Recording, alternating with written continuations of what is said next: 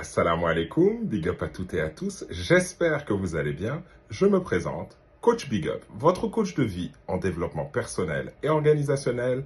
Bienvenue sur ma chaîne. Vous savez, dans les relations entre deux personnes ou plusieurs personnes, il est inévitable que parfois il y aura des conflits, que ce soit dans le domaine privé ou professionnel. Néanmoins, ces conflits ne sont pas obligés de mal se terminer, bien au contraire. Mais cela ne dépend que de vous. Aujourd'hui, je vais vous montrer comment gérer les conflits avec l'intelligence émotionnelle.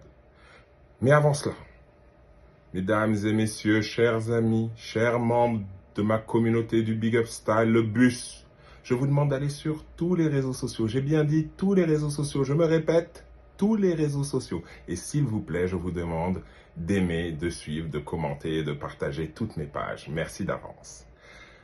C'est quoi l'intelligence émotionnelle?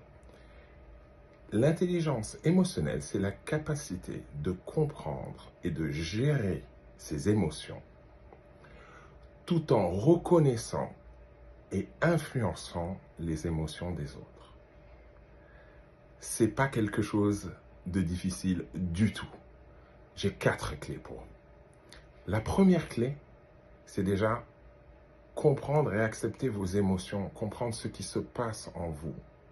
Et une fois que vous comprenez ce qui se passe en vous, essayez de comprendre ce qui se passe en l'autre. N'écoutez pas la façon dont il vous parle. Il faut écouter le message qui n'est pas dit, qui est derrière tout cela. Et comment faire cela? La deuxième clé, il faut faire de l'écoute active.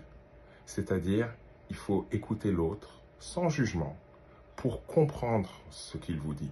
Non pas pour vous défendre, pour comprendre, pour accepter, pour montrer que vous comprenez ce qu'il ressent, que vous n'êtes pas ennemis, vous êtes des alliés allant dans la même direction. Le troisième point, c'est quand vous vous exprimez, plutôt que d'utiliser le tu accusateur de, par exemple, tu ne fais jamais rien pour moi, vous pouvez lui dire, j'aimerais qu'on communique plus souvent. Vous utilisez le jeu et vous faites de votre relation un partenariat pour aller de l'avant. Ça ne tient qu'à vous. Attention, les émotions sont contagieuses.